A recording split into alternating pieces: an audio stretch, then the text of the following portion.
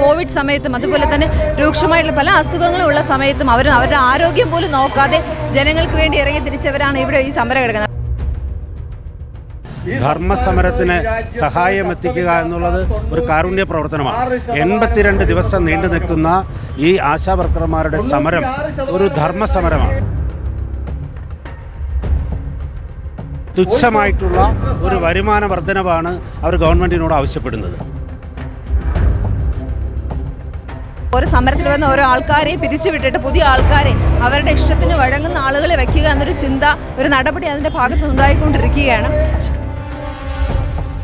അവർ പുച്ഛത്തോടെ ആട്ടിപ്പുറത്താക്കുന്ന ഒരു ഗവൺമെൻറ്റായി പിണറായി വിജയൻ്റെ ഗവൺമെൻറ് അധപ്പതിച്ചിരിക്കുന്നു.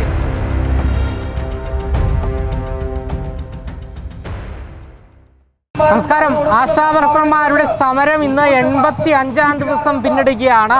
ഈ സമരം ഇങ്ങനെ നിരന്തരം തുടർന്നുകൊണ്ടിരിക്കുമ്പോഴും നമ്മുടെ സർക്കാർ ഇതുവരെയും കണ്ടില്ല എന്ന് നടിച്ചുകൊണ്ട് തന്നെ മുന്നോട്ട് പോവുകയാണ്.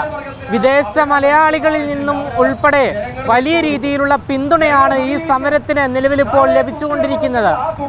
85-ാം ദിവസം സമരം പിന്നിടുകയാണ്. ഇതുവരെയും ഒരു അനുഭാവപൂർണമായ നിലപാട് സ്വീകരിക്കാൻ സർക്കാർ തയ്യാറായിട്ടില്ല. ഇതിനിടയിലാണ് ഒരു സംഭാവനയുമായി എത്തുന്നത്.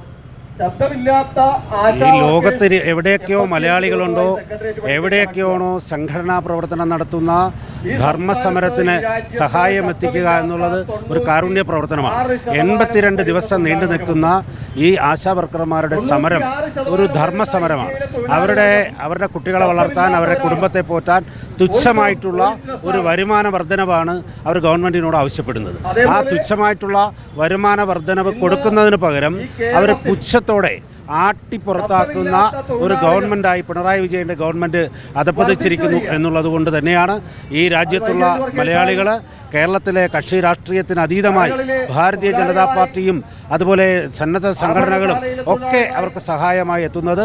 ഈ സമരം ഇന്ന് കേരളത്തിലുടനീളം നടക്കുന്ന ഈ സമരം, ഇവിടുത്തെ നിരാഹാര സമരം അവസാനിപ്പിച്ചുകൊണ്ട് അവരിന്ന് കേരളത്തിലെ മുഴുവൻ സാധാരണക്കാരൻ്റെ കണ്ണിൽ ഈ സമരത്തിൻ്റെ കാഠിന്യം എത്രയാണ്, ഈ സമരത്തിൻ്റെ ധർമ്മം എത്രയാണെന്ന് ബോധ്യപ്പെടുത്താൻ നടത്തുന്ന ഈ ധർമ്മസമരത്തിന് എല്ലാവിധ പിന്തുണയും അർപ്പിക്കുന്നു. അതോടൊപ്പം തിരുവനന്തപുരം നഗരസഭാ കൗൺസിൽ പാർട്ടിയുടെ എല്ലാ പിന്തുണയും അർപ്പിക്കുന്നു. അതോടൊപ്പം തന്നെ അവർക്ക് കിട്ടുന്ന സഹായങ്ങൾ ആരിൽ നിന്ന് കിട്ടുന്നു അത് വാങ്ങിക്കെടുക്കുവാൻ നഗരസഭാ കൗൺസിലർമാർ പ്രതിജ്ഞാബദ്ധം. ഇത് ഒരു കൂട്ടം അമ്മമാരുടെ സമരമാണ്. ഈ അമ്മമാരുടെ ഒന്നും പരിഗണിക്കാതെ ഈ സർക്കാർ മുന്നോട്ട് പോയിക്കൊണ്ടിരിക്കുകയാണ്. ഒരു അമ്മ എന്നുള്ള നിലയിൽ ഈ ഒരു സമരത്തെ എങ്ങനെ നോക്കിക്കാണും? നമുക്കെല്ലാവർക്കും അറിയാം, 85-ാമത്തെ ദിവസമാണ് ഈ ആശാവർക്കർമാർ ഇവിടെ സമരം കിടക്കുന്നത്. ഇവിടെ ഇരിക്കുന്ന ഓരോരുത്തരും വളരെ കഷ്ടപ്പെട്ട് ബുദ്ധിമുട്ട് അനുഭവിക്കുന്ന ഓരോ കുടുംബത്തിൽ നിന്നാണ് വന്നിട്ട്. നമുക്കറിയാം, കോവിഡ് സമയത്തും അതുപോലെ തന്നെ രൂക്ഷമായിട്ടുള്ള പല അസുഖങ്ങളുള്ള സമയത്തും അവരുടെ ആരോഗ്യം പോലും നോക്കാതെ ജനങ്ങൾക്ക് വേണ്ടി ഇറങ്ങി തിരിച്ചവരാണ് ഇവിടെ ഈ സമരം കിടക്കുന്നത്. അവർ സാധാരണമായി അല്ലെങ്കിൽ അവരുടെ നിത്യവൃത്തിക്ക് വേണ്ടിയിട്ടാണ് അവരിവിടെ വന്ന് കിടക്കുന്നത്. എന്നിട്ട് തിരിഞ്ഞു നോക്കാത്ത ഒരു സർക്കാരാണ് ഇവിടെയുള്ളത്. ഒരു അമ്മ എന്ന നിലയിൽ, കാരണം നമുക്ക് പ്രഗ്നൻസി സമയത്ത് പോലും എനിക്കറിയാം, ആ കോവിഡ് സമയത്ത് പ്രഗ്നൻസി സമയത്ത് ഒരുപാട് പെൺകുട്ടികൾക്ക് പുറത്തിറങ്ങാൻ പോലും പറ്റാത്ത സാഹചര്യത്തിൽ, കാരണം ഒരു മിഡ് വൈഫ് എന്താണോ ജോലി ചെയ്യുക അതേ ജോലിയാണ് ഓരോ ആശാവർക്കർമാരും ചെയ്യുന്നത്. പക്ഷേ ഇതിലൊക്കെ ഇത്രയൊക്കെ ചെയ്തിട്ടും ഒരു തിരിഞ്ഞു നോക്കാത്ത സമീപനമാണ് സർക്കാരിൻ്റെ ഭാഗത്തു നിന്നുണ്ടായത്. പിന്നെ പല ആശാവർക്കർമാർ ഇവിടെ സമരം വരുന്നതുമായിട്ട് ബന്ധപ്പെട്ട് അവരുടെ ഗ്രൂപ്പുകളിലൊക്കെ തന്നെ പറയുന്നുണ്ട്, ഇനി ഇവിടെ സമരം കിടന്നാൽ നിങ്ങളുടെ ജോലിയെ തന്നെ ബാധിക്കും, നിങ്ങളുടെ ഈ ജോലിയിൽ നിന്ന് പിരിച്ചുവിടും. പല ആളുകളും പല പാർട്ടിക്കാരും നമ്മുടെ അടുത്ത് വന്ന് പറയുന്നുണ്ട്, നിങ്ങളുടെ എന്തിനാണ് ഇങ്ങനെ ഈ അതായത് ഈ ആശാവർക്കർമാർ നിങ്ങൾ വെച്ചുകൊണ്ടിരിക്കുന്നത്, ഇവരെയൊക്കെ നിങ്ങൾക്ക് പിരിച്ചു വിട്ടുകൂടെ എന്ന് ചോദിക്കുന്നുണ്ട്. കാരണം നമുക്കങ്ങനെ തോന്നില്ല. കാരണം കഷ്ടപ്പെട്ട് നമുക്കറിയാം, ഞാൻ 2ാമത്തെ ടേമാണ് കൗൺസിലറായിട്ടുള്ളത്.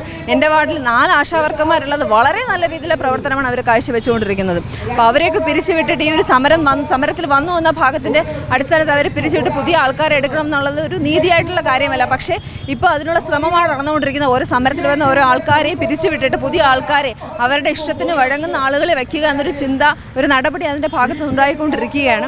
തീർച്ചയായിട്ടും ഞാനടക്കമുള്ള ഓരോ കൗൺസിലർമാരും അതിന് കൂട്ടുനിൽക്കുകയല്ല, ശക്തമായിട്ട് എതിർപ്പ് പ്രകടിപ്പിക്കുക തന്നെ ചെയ്യും.